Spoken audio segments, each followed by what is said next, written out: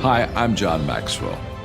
When the top companies in the world are looking for trainers, speakers, and coaches, there's one name that stands above the rest, and that's Maxwell Leadership. Our certified team members have gotten proven results for companies all over the globe, and our reputation, I'm proud to say, is second to none. Some of our members have risen to the top of their profession, including the one you're going to meet today. I proudly introduce you to my friend Bob Fabian Zinka. Welcome to the Leadership and Success Podcast with your host, Coach BZ. If you need to develop into a better leader, this podcast is for you. If you want to achieve a greater level of success, this podcast is for you. His mentor, Dr. John C. Maxwell, said it best: everything rises and falls on leadership. We hope to inspire you today and provide you with an insight that has the potential to positively impact the trajectory of your life. Welcome to the Leadership and Success Podcast.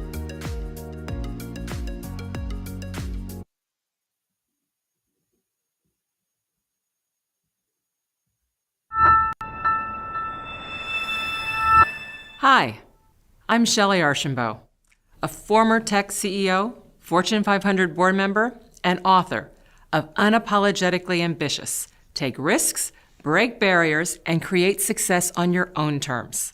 As much as we may like to believe otherwise, ambition alone is not enough to be successful. There are many ambitious people in this world, but only a fraction of them accomplish their highest goals. That's why I wrote this book, to share the strategies, approaches, and tools that have worked for me, and that I suspect may work for you too. Now, success means different things to different people. When I was a teenager, I decided that I wanted to be a CEO one day. But maybe you hope to make a scientific discovery, or create a beautiful piece of art, or change your community for the better.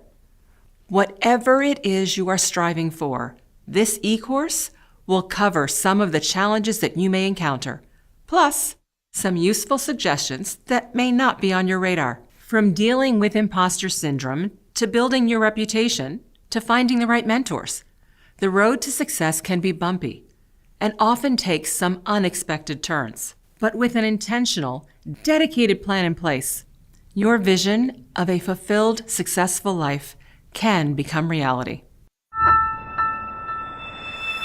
So at 16, I decided I was going to be a CEO. I was that ignorant and that audacious. Exactly 14 years later, my dreams became a reality. I turned a broken company around.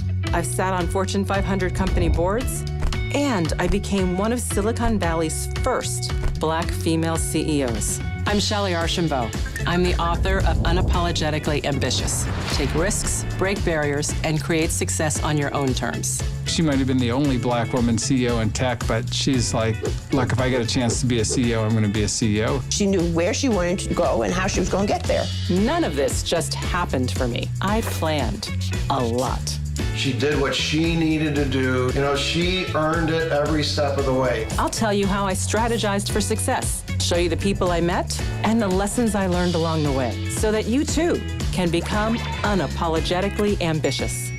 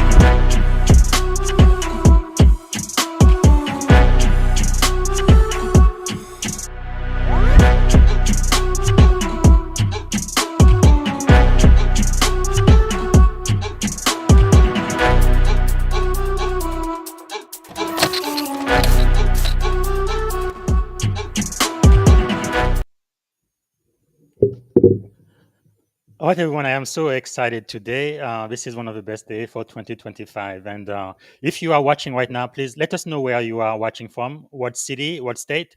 And if you are outside of the US, since we have the global audience now, let us know which country. And if you have a question for my guest, please type it in the comment, and we're going to be answering your questions live. Okay, before we get started, first, the guest I will introduce you doesn't need any introduction, but let's do as we customarily do. Let's have our moment of gratitude. And as you know, the reason why I do this is because in the military, I am a US sailor. About 21, 22 veteran commit suicide every single day in this country. And I believe it's impossible to be grateful and be suicidal at the very same time. So if you would, like we customarily do, close your eyes if you can, maybe take a deep breath, and think about one thing you are grateful for today. And I think today I am really grateful for the power of mentorship and sponsorship. There are so many people who have shared their knowledge with me that has helped me overcome a lot of obstacles in life, and who have sponsored me, and people I cannot pay back, but I am so grateful that they did. Really, the only thing I can do is to pay it forward. So let us know what you are grateful for, and type it in the comment. Okay, let me see if I can do a right introduction for the legendary human being we're going to be talking to today. She's a Fortune 500 board director, former CEO of MetricStream, author of Unapologetically Ambitious, and get ready for a unforgettable conversation with one of Silicon Valley's most admired leaders. She's one of the first Black female CEO in Silicon Valley. She is my mentor, Shellye Archambeau, a trailblazer who turned a struggling startup into a global powerhouse and paved the way for countless women and diverse leaders like me in tech. In this episode, she's going to be joining us to kind of share the hard-won lesson on ambition, leadership, resilience. If you want career advice, you are in the right place, and make sure to pick up a copy of a book. But really, without further ado, please help me welcome the one and only Shellye Archambeau. Good morning, Shellye. How are you doing today? Good morning, Bob. I'm doing great. Thanks. That was quite an introduction. Thank you very much. Yeah, you've had such a huge impact. I can't believe I am talking to you live on the air right now. I guess just to get started, is there one thing you are grateful for today? Today, I am grateful for my family, for my children and my grandchildren. That is so powerful. And is there something about you that most people may not know about? Oh, goodness. For me, for example, I've That been playing the piano yes, since here's I was one. 13. Actually, yes, something that you may not know is at the age of 60, I ran in the Masters track and field 400-meter national competition. And Really? when I finished, I was Wow. ranked 14th in the country. You've got to be kidding. Wow, that is awesome. Okay, that's one of my dreams too. I'm going to have to do it someday. Wow. Congratulations. Bravo. That is powerful. And can you tell us about your leadership journey, how you got to be Shellye? We don't even need a last name. You are such a specific, impactful person in the world today. Oh, goodness, Bob. It really started from the fact that as a kid, I realized very early that the odds were not in my favor. And so if I wanted anything, I was going to have to figure out how to improve my odds to get it. Mm, So fast forward, that made me very intentional. And I had this fateful conversation with my high school guidance counselor. That junior year conversation. Are you going to go to college? Yes, because that was it. My father didn't have a college degree. Mom was a stay at home mom. It was all about us going to college. And she said, well, okay, what do you want to do when you graduate? And I had no idea, Bob. None. What I did know is I wanted to earn enough money, which I told her. I want to earn enough money to be able to keep my thermostat at 72 degrees in the wintertime. I want to be able to eat out in restaurants, and I want to be able to travel. wow. So she said after she laughed, but then she realized I was actually quite serious. Those were all things I couldn't do. And so she said, well, what do you like to do? And when I told her I like clubs, I was head of the French Club, the American Field Service, I was in the National Honor Society, I was a Girl Scout, right? All these things. She said, well, Mm, Shellye, clubs are like business. You pull people together and get things done. And I said, great. And I like running these clubs. And I looked up, and the people who ran these organizations were called CEOs. So at the mm, bright age of 16, I came home and told my parents, I'm going to be a CEO. Wow. Now, did I have any idea what that actually meant? Right? Not really, but now I had a goal. So then every step of the way it was like, how do I improve my odds? So I applied to the best business school undergraduate. I went to Wharton, and then I joined IBM because it was the number one back then in the early 80s. It was a top company in tech, and tech was growing. So I said, great, I'll come be CEO of IBM.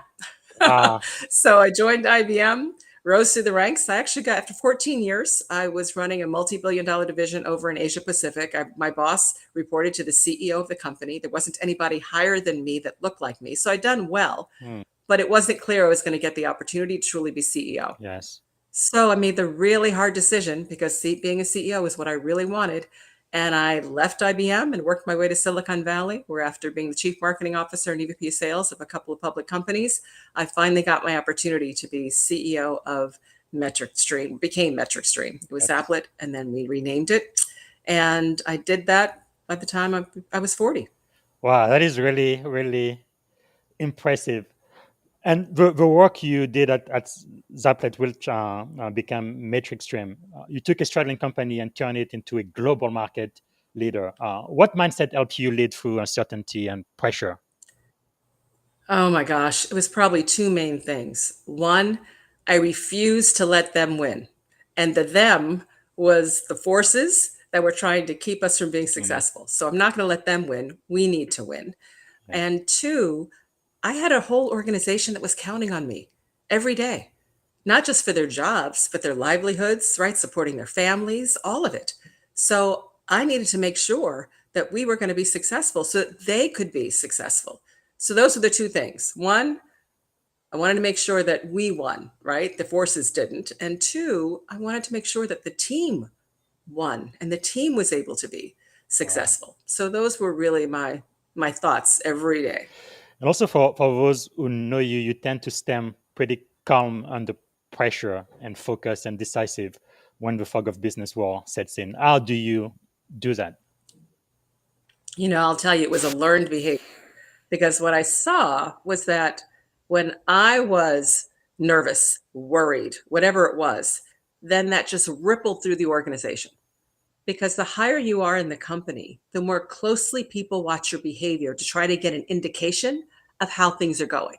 Mm. So if you're walking around a little down, low energy, people sense it and they're going to assume, oh my God, something's wrong, right? So it's really important as a leader to be steady. And the mantra that I always remind myself of, Bob, to help me do that is things are never as bad as they appear, Hmm. but they're also never as good as they appear. Because you have to be calm under pressure when things are challenging, but you also have to be calm when things are, quote, great. Because if you swing, that's the problem. You're going Mm. to swing the entire organization with you, right? Yeah. So just remember things are never as bad as they appear, and they're never as good as they appear. And if you can just remain calm, it's taking the breath before you respond, because you want to remember that people are counting on you and they're going to decide how they feel and how they act based on how you react and respond. Well, that is so powerful. I've got a copy of, or here it is, Unapologetically Ambitious right there, which I read every single year. This is really like a life manual. You've poured so much into this, and you mentor so many, many people, across America and around the world. What inspired you to write such a book that is not only you telling your story, but you are also really teaching and mentoring and helping the next generation to try to achieve their own goal as well? Hmm. Bob, throughout my career, people reached out to me for advice, for counsel, for mentoring. And I did that. I tried to meet and talk with as many people as I could. But as I rose higher and higher in the ranks, the amount of time I had to do that was shrinking, right? I had less time. I still did it, but I had to turn people away. And I thought, when I pass the CEO baton at some point, I'm going to write this down. I'm going to write down kind of what made Shellye, right? What were the impacts? I want to share the lessons learned, but I wanted to do it not just business lessons, because there's lots of business Mm. books, 8 Steps to Success, 7 Habits, right? 10 things. There's all kinds of business advice.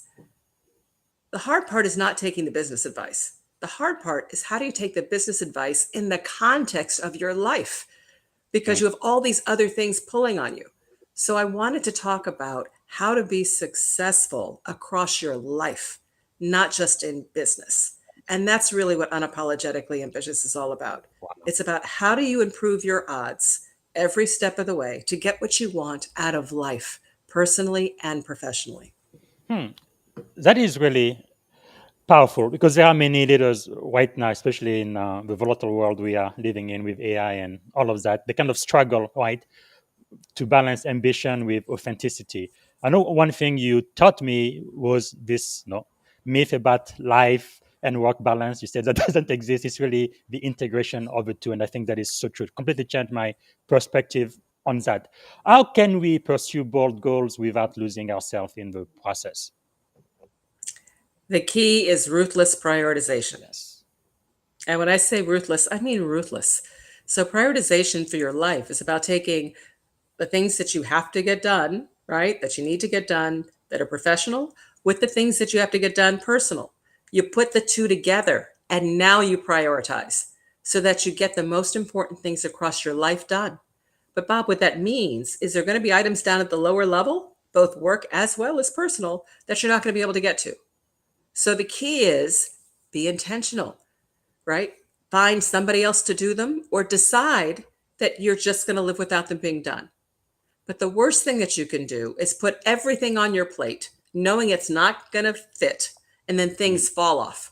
Because when they fall off your plate, they break. There is damage. There are repercussions. If you take them off your plate and set them down, they don't break. Wow. Right? That's the metaphor. So ruthless prioritization, the things that don't fit on that plate, take them off, give them to someone else, or decide they don't need to get done, or decide they can get done, but maybe not to the level that you had hoped. And you live with it.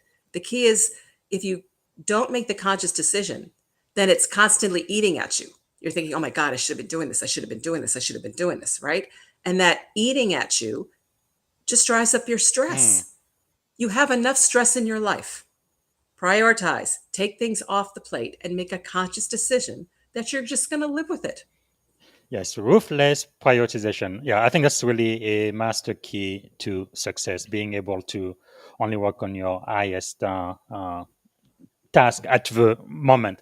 And let's talk about mentorship a little bit. Something you said in your New York Times interview, you adopted mentors without asking. I believe I did that with you earlier because I didn't know you first. So I went to your LinkedIn and then you published this wonderful book. I got your book. And of course, I wrote a couple of posts and I was tagging you. Hey, you have a great book. I think I went to the San Francisco library and I saw your book on the shelf. I don't know if this is where you were, but anyway, with a book, you are really able to mentor so many people who don't even know you, but who can really benefit from your wisdom. So when you said that to the New York Times, can you explain how that works and why it's so effective? Again, I think I did the same thing, but I think people need to hear it. Yes, no, absolutely. So, an interesting thing happened. I'm going to tell you the backstory because it involved a mentor. I was at IBM at the time, and IBM decided that they wanted their high potential people to have mentors. But they were doing something different. They asked us who we would like our mentor to be in the company. Wow. And so I picked a guy, his name was Roland Harris. He was a couple levels above me. I knew him. I thought he liked me. So I thought he would be a good mentor. So I put his name down. Well, Bob, like 3 or 4 days later, Roland calls me up. Shellye. Hi, Roland. Shellye, you put my name down to be your mentor. And he didn't sound happy about it. And I was like, well, yes, Roland, I did. I thought you liked me. And he said, Shellye, you've got me. Go get somebody else. And I was like, interesting. So what I learned in that very short conversation, but what I learned was he already considered himself a mentor. Wow. I didn't know it, which means that mentorship could be informal. It doesn't have to be formal. And 2, he told me to go get somebody else, which means I could have more than one mentor. Yes. I could have as many as I wanted. Wow. And so what I started doing was adopting mentors, because I learned if you ask them to be your mentor, they typically say no, and mainly because they don't have time, right? So instead, you adopt them. And adopting a mentor is really just about asking for for advice and then following up. So I usually start light. So let's say, I saw somebody speak and I thought, man, they did a great job. I really could learn some things from them. I might send them a note to say, hey, I heard you speak at blah, blah, blah. I thought your points on this, that, and the other were terrific. I have a speech coming up in a month. Do you have a quick tip for me? Or if I pass them in a hall, or if I do, I could do this verbally, but just real quick. You want to do something that won't take them any time, Yes. right, to think about. And they'll respond back, look at your audience, add some humor, do, whatever it is, fine. Here's the key. The key is you take the advice. Wow. Take the advice. And then Follow up. reply back. Right. Absolutely. Say, oh my God, Bob, thank you so much. That advice was so helpful. It was probably one of the best speeches I made. Because here's what happens. When they read your response, or when you tell them your response, what happened, they feel good. Yeah. They feel, wow, they may not have remember that they gave you the advice, but they feel good that they had a positive impact on you. And to paraphrase Maya Angelou, right? People won't remember what you say, they won't remember what you do, but they remember how you made them feel. So now you've connected with them. Yeah. Odds are high that if you ask them for another piece of advice, they'll respond because they know that you're listening and you value it. And then you start light, and then you can build up to the point where you now have a relationship. You can ask for something deeper. So anyway, that's the way I did it. It was basically asking for help and then closing the loop. That is really so crucial. And I do believe that mentorship is a master key for success, for sure. And like you say, don't really have to have a personal relationship with your mentor. Like in your case, there is the TED Talk, of course, your best selling books and your blogs and LinkedIn and everything you do. So people, even without knowing you, can learn so much from your experience. And thank you so much for making it possible. And you are also on the board of the leading Fortune 500 companies, which is pretty amazing. You serve on Verizon, Okta, Nordstrom, and on and on and on. So what differentiates great boards from average ones, in your opinion? Oh, goodness. I would say it's a couple things. One, you have a group of people that have different perspectives and backgrounds. Therefore, they're able to provide the company with broadening, I'll call it, strategy broadening kinds of questions, right? And perspectives, which I think is helpful. It's also respect. If the board members all respect each other, they're going to be able to operate and execute well. And then if the board meetings are run effectively and efficiently so that you feel valued, you're going to put your value forward. So it's the group of people you have around the table, right? How they interact. It's the respect, right, that happens. And then how effective the meetings themselves are run so the company can get the most from the people that they have recruited to the board. Wow. And there are people who are listening right now who are aspiring to be on a board. What advice would you give them to kind of prepare for such role in the future? Make sure you have, there's a couple pieces of advice. The biggest one is during your career, run a business. Take responsibility for some type of a P&L, profit and loss, because when you're sitting in a boardroom, the CEO values people who bring the perspective of understanding what they're dealing with and the trade-offs you have to make. Yes. So in the boards that I serve, most of them, not everybody, so it's not like it's absolutely everyone, but most seats are occupied by people who've actually run some aspect, whether it's the CEO or major divisions, but run a business and have that experience. So if you have that, there's just more seats that you can compete for. Then there are also areas of specialty, people like folks who have, depending on the company, tech or industry experience, right? Can be regulatory experience, right? There's a lot of different things. But my biggest advice is really make sure that as you're building your career, you actually have the opportunity or you seek out an opportunity to run a business. Wow, that is so powerful. I think you part of the reason why I was inspired to go ahead and get my MBA also, although I am more into tech and cyber security, and it definitely paid off huge dividend, being able to understand the business and then adding value to it, and not just doing your own tech or cybersecurity thing in silo, completely separate from what the business is doing and where the company is going. That is great. So we're going to switch over to the second half of the show, where I focus more on leadership lessons that you have learned, that a lot of your mentees out there are going to be able to learn from. Maybe not, the first question I would ask is, what do you think is the greatest lesson you have ever learned? The greatest lesson was to manage my calendar. And that's, I'm assuming you're talking business lesson. Yes. And I know that doesn't sound like what would normally come out of somebody's mouth, but your time is your most precious commodity. And if you aren't applying your time to your priorities, then you're probably not going to be as effective as you need to be. So when I got the advice from a mentor years and years and years ago about, oh, manage your calendar, I thought, what do you mean manage my calendar? Everybody else puts meetings on my calendar, right? How can I possibly manage my calendar? But then I thought about it and reflected on it and realized that, you know what? Yes, people, that doesn't mean I can't manage my calendar and how I'm spending, right, a good chunk of my time. And Bob, one of the things I do to this day is I go back and look at my calendar, typically every three or 4 months. I look at the past 3 or 4 months, and then I ask myself, am I spending my time in alignment with my priorities? Yes. And you'd be surprised because there are times when, you know what, that's not the case. And so I make changes on, all right, how much time I'm willing to allocate to this or to that or what have you. So if you aligned how you spend your time to your priorities, you have a much higher odds of actually achieving what you need to achieve from your priorities. It goes back to that ruthless prioritization I talked about. Yeah. So there's a lot of things that can take up your time that might be interesting, right? Might be fun, might just be relaxing. And it's important to do those things, but you want to make sure that you've got the focus, right, and the attention so that the majority of your time is spent on what you think is important, not just what everyone else thinks is important.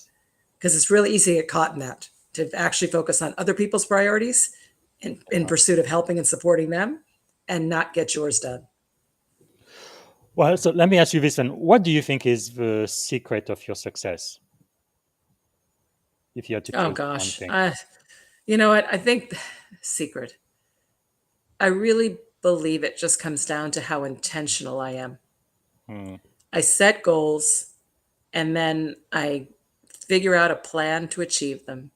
And then I try to make decisions consistent with those goals and the plan every day. So I'm intentional about how I spend my time. I'm intentional about what I learn. I'm intentional about the actions I'm taking. So for me, it's really about being intentional. Wow, powerful. Okay, what about a leadership advice? What is the best leadership advice you've ever received? You know, it actually came from Bill Campbell, who was a legendary leader in Silicon Valley. Mm-hmm. And what Bill crystallized for me was it's okay to let people know you care. Wow. People actually want to know that you care about them. So showing that you care is actually good business and good leadership. Powerful. Wow. And I've always cared about people, but you know, I was careful about my professional thing, keeping the boundaries, doing all this, whatever. And it was like, you know, I'm much more comfortable and much more myself when I actually bring those barriers down and I just let people know that I care about them, right? And demonstrate that. It's powerful for leadership because at the end of the day, everybody wants to be cared about, right? And it's not what you say. I mean, think about it, Bob. If you had a wife or a girlfriend, boyfriend, and they tell you all the time, oh, I love you, I love you, I love you, but they don't do anything that actually demonstrates it, right? Yes. They're not really very thoughtful, right? They aren't taking the special time to put your needs first, right? They aren't actually doing things that show they're investing in you. Then you're going to kind of doubt this I love you thing. It's like, well, you're saying it, but you're not showing it. Well, the same is in business. I can say, oh, I care about my employees, right? I care Yes. about, but if you're not actually doing things that demonstrate that you care, Mm. nobody believes you. Wow, that is powerful. Yeah, I think it's also applicable. I think when you have kids and you start raising kids, they really watch what you do more than what you say. It's incredible. So, what are you learning right now?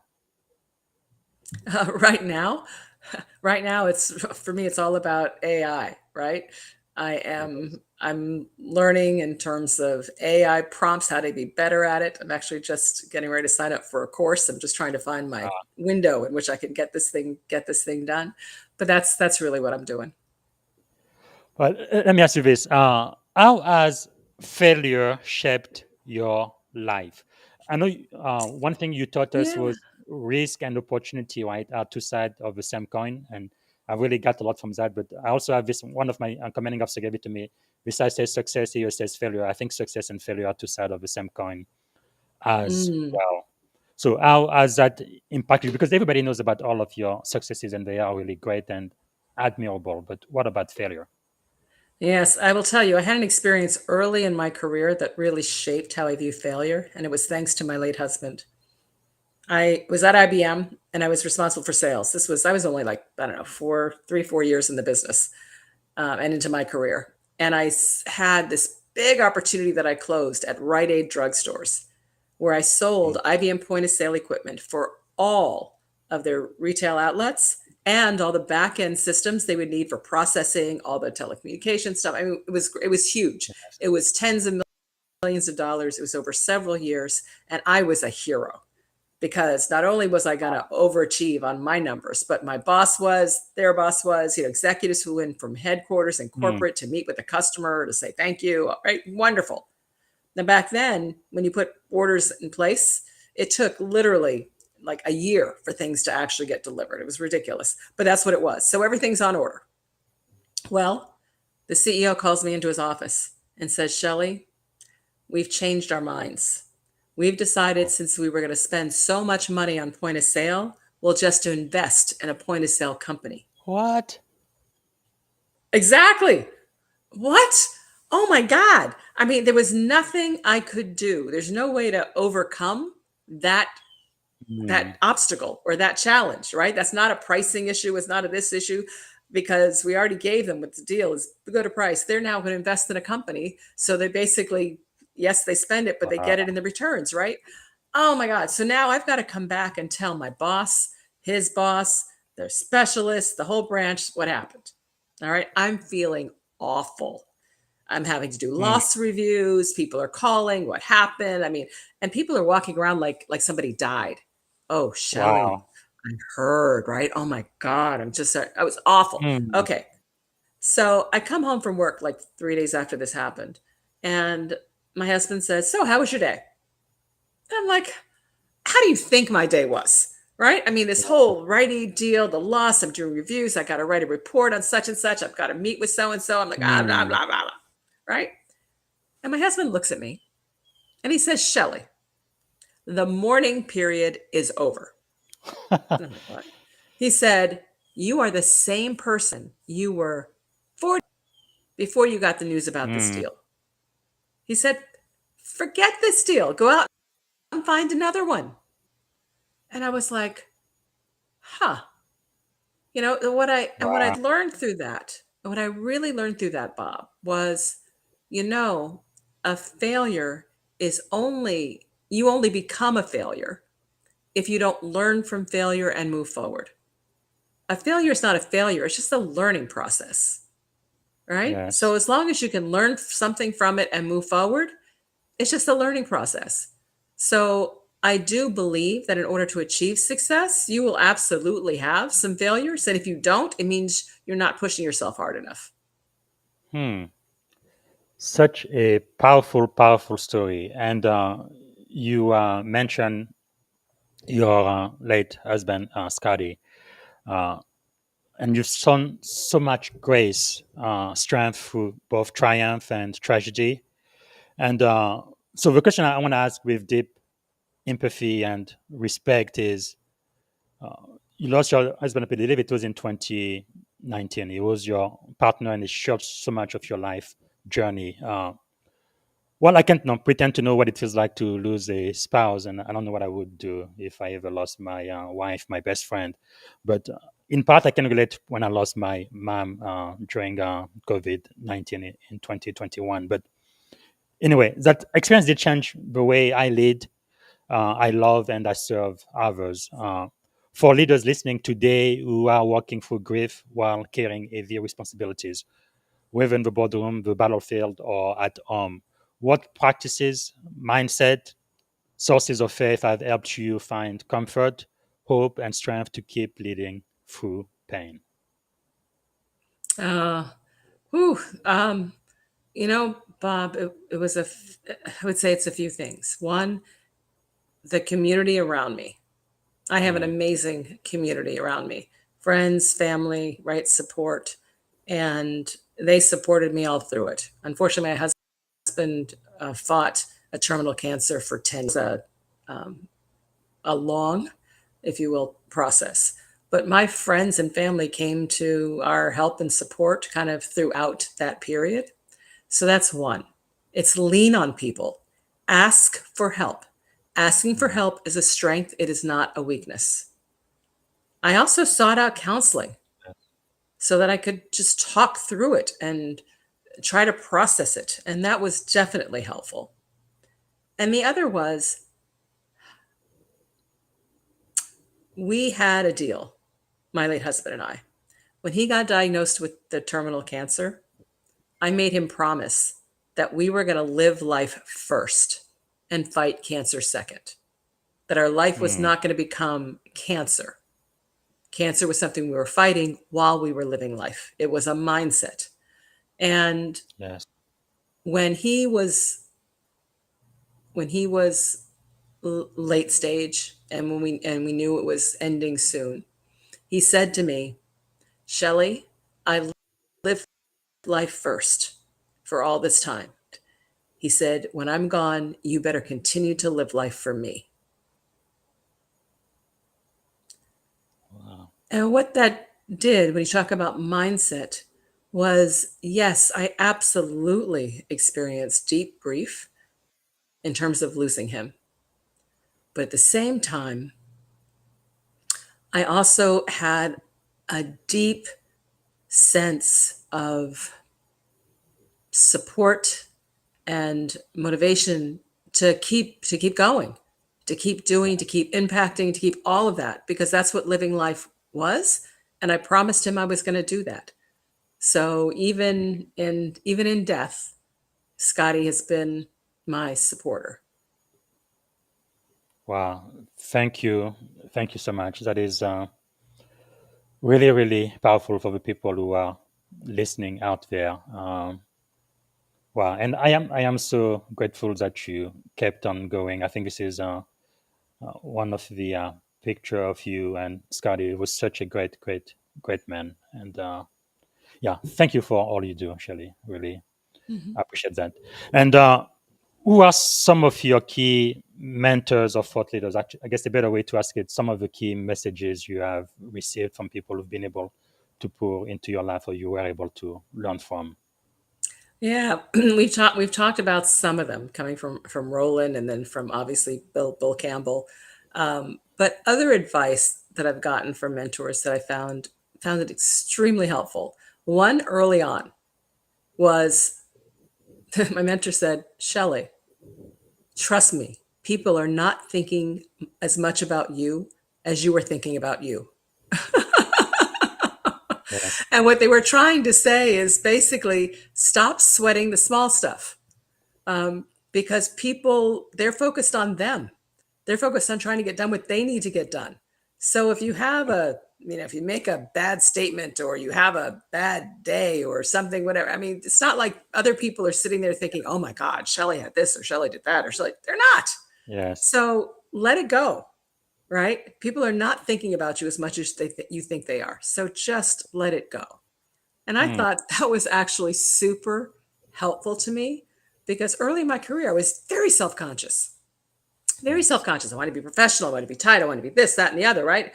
And that really helped. So that was one. And the second, which I talk a lot about today, was the fact that to be a good, effective leader at scale, you have to be vulnerable.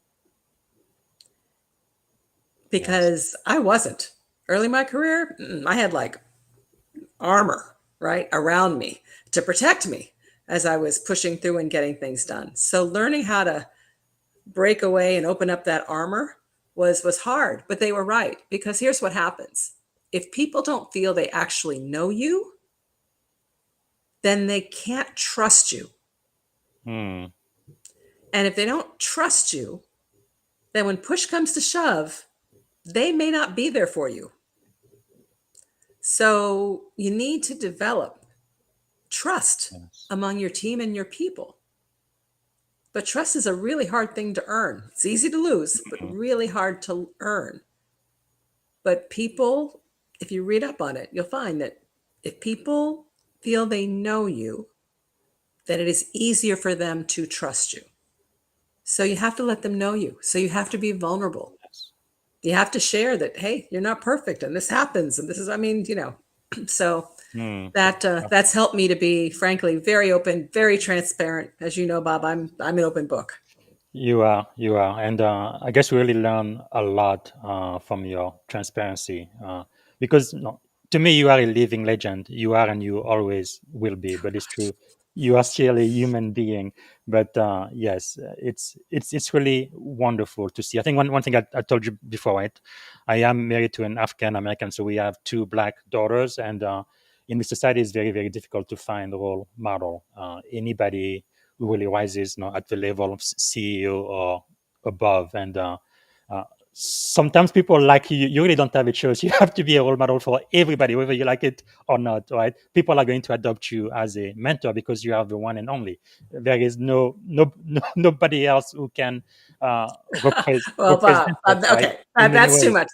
Yeah, the answer is there are more people like me. I am not Yeah, the but one. I'm not the one and only. it's very, very difficult to find, especially in Silicon Valley. Let's just put it Okay. that way. We live in the San Francisco Bay Area, so Mhm. that's it really, really means a lot. Like I've learned in the military, we do stand in the shoulders of giant. Okay, so we have about 12 minutes left. The next question I have for you is if you could choose 3 people to have dinner with, they could be dead, alive, or even mythical figure, who would you choose and why? Oh gosh. So first is Harriet Tubman. Hmm. And that's because I value courage Yes. so highly. I think it is a lack of courage that gets individuals, companies, teams into trouble. People know what should be done, but they don't have the courage to do it. And then all of a Yes. sudden, right, you have issues, you have problems, et cetera. And so to me, she just is emblematic of Hmm. courage. So Yes. number one is definitely Harriet Tubman. Number 2 more. 2 is, what's that? Yeah. 2 more. Okay. Yes, 2 more. So number 2 is my mother's mother, who I never met. Hmm. Because my mother's mother, Edith Nixon, she was a doctor. Wow. And think about that, because she was born in the 19, and I don't remember exactly what year, but she was born like 19, 10, right? Hmm. 19, whatever. Wow.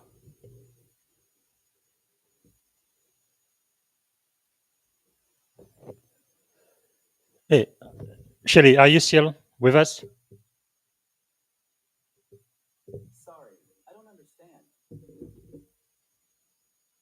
Hold on a second.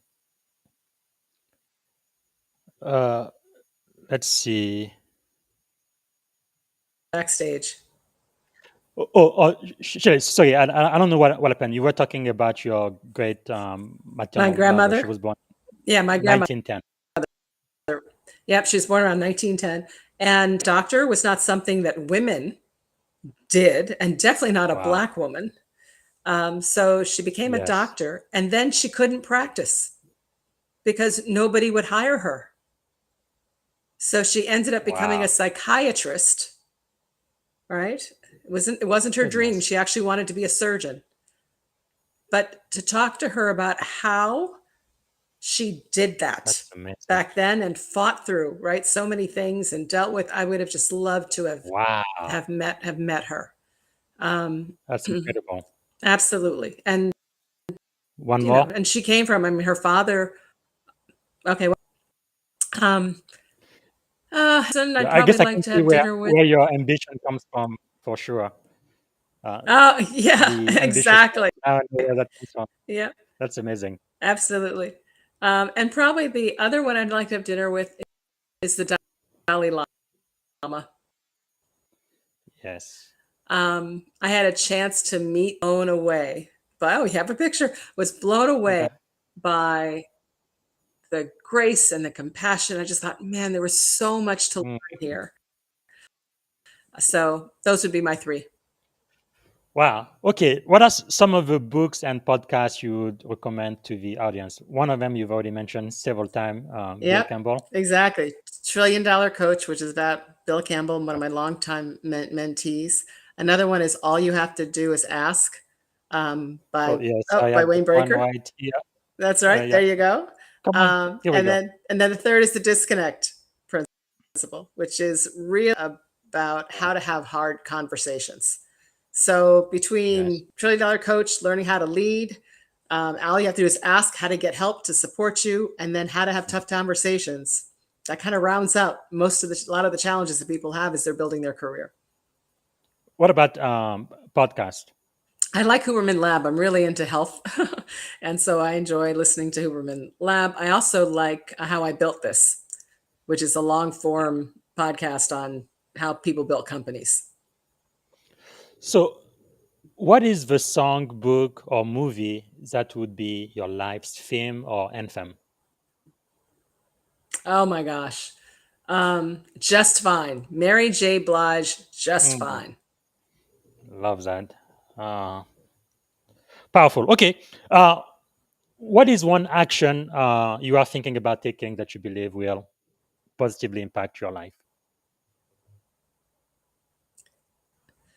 Oh God. For me, it's this course. I plan to take a course on on learning how to be very effective at using AI tools by learning how to do prompts effectively. So to me, that should have a major impact.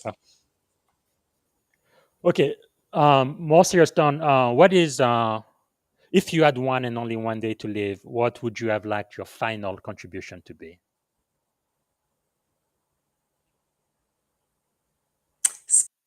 Spending time sharing wisdom with my grandchildren, having their joy, just seep through my body. Hmm. Powerful. And the last one before I ask you how we can add value back to you is if you had one problem to solve, only one, when you wake up in the morning, what would that be? If I had one problem to solve, what would be? Meaning, if I could solve a problem? What do we mean by if I had? Yes. I'm sorry, I'm trying to understand. If I Yes. could solve a If problem. yes, if you could, which problem So, like, in if the I had a world magic do you really? wand. So, if I had a magic wand and Yes. could solve a problem in the world, oh gosh, it would be teaching everyone how to listen to each other. Powerful. Yeah, I think we need that now more than ever before. We are so divided in this United States right now. All right, so we are getting to the end. How can we add value back to you? Thank you so much for your time and wisdom and sharing your experience with us. No, absolutely. Follow me. I try very hard to put out lessons learned, share advice and perspective. This phase of my life I call phase 2, which is all about impact and inspiration. So I try to spend time doing that through participating in podcasts like this, writing the book that I put out. I do speaking engagements as well. But if you'd like more, there's the book. You can join Ignite Ambition, which is really designed to help people. I provide mentoring and advice and perspective in a scaled way to people who are ambitious and building their careers. So there's lots of ways to engage. Fantastic. Okay, we only have about 4 minutes left. I think we can do this quickly. But first, I think the most important question for this podcast, if you could go back and give a piece of advice to your 17-year-old self standing at the edge of this incredible career you've had, what would you say to 17-year-old Shellye? I would say you're going to be all right. Just keep pushing forward and stick to your plan.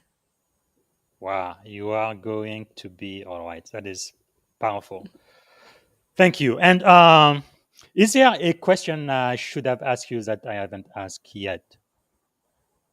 Oh goodness, you asked a lot of things. I think one piece of advice I'd offer to anybody who is building their career, and that is set goals, be intentional, right? Because you would never spend thousands of dollars on an airline ticket, pack your bags, put the dog in the kennel, tell your friends, oh, I'm going to be traveling and going away, right? Travel to the airport, get on that plane, buckle that seatbelt, and then look at the pilot and say, so where are we going anyway? Yes. Right? You would never do that. But we do that with our careers all the time. We invest tens or if not hundreds of thousands of dollars in our education, in training and knowledge, books, right? All these things. So we put it all into us. We work hard, we work down at our seats, and we wait for somebody to tap us on the shoulder and say, oh, you can do this now. Or to call us and say, oh, we have an opportunity here. Okay. And you just move right around. No, be intentional. Don't let the pilot take you wherever they want to. Decide where it is you want to go and be intentional about it. Wow. If you don't get anything else from this podcast, this is the lesson. Be intentional. And that's the lesson also from the best-selling book, right? Unapologetically ambitious. All right. So for the end, this is going to be rapid fire, right? Lightning round. Don't take too long to think. But one word that defines great leadership. Connection. Okay. Morning routine or practice. Great leaders connect. Okay. Morning routine or practice that keeps you grounded. Meditation and exercise. Book or quote that changed your life. Manage your calendar. Yes. And who inspired you the most today? Oh my gosh. Today, I'm actually inspired by the younger generation.